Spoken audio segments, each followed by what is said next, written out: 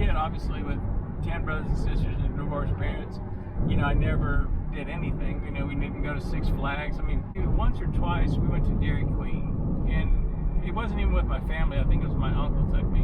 You know, I didn't think of us as poor, and we were absolutely poor because, you know, we lived off food stamps for groceries and welfare for everything else.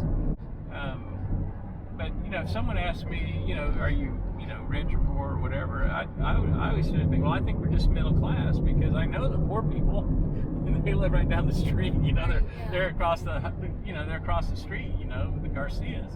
And I used to think, in fact, people that I thought were rich also lived in Corpus. They just lived about 3 blocks, you know, south of our house, you know. Right. They had 2 parents, you know, and so I just, you know, would work my tail off and figure out, you know, buy a backpack and, you know, a snow jacket, and, you know, spray my jeans waterproof and stuff like that, you know. But I was scraping by, just kind of learning it and figuring it out as I went. You had what you had, and that was that.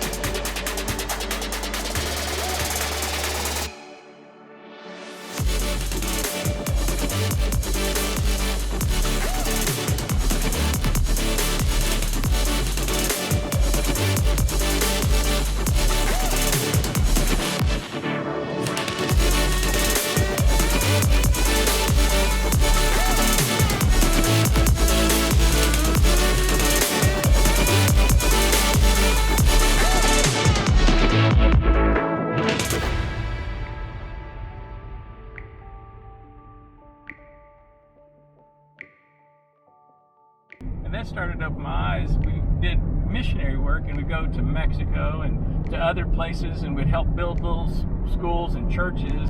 I think the thing that used to always piss me off is when I'd come back from those things, people would say to me something like, wasn't it just crazy? You know, because they'd have 2 kinds of conversations. One, they'd constantly talk about how poor people were. You know, and it's like, you know what? They don't know they're poor, and they're not unhappy. They're not miserable because they're poor. They're the happiest people. You wish you were that happy.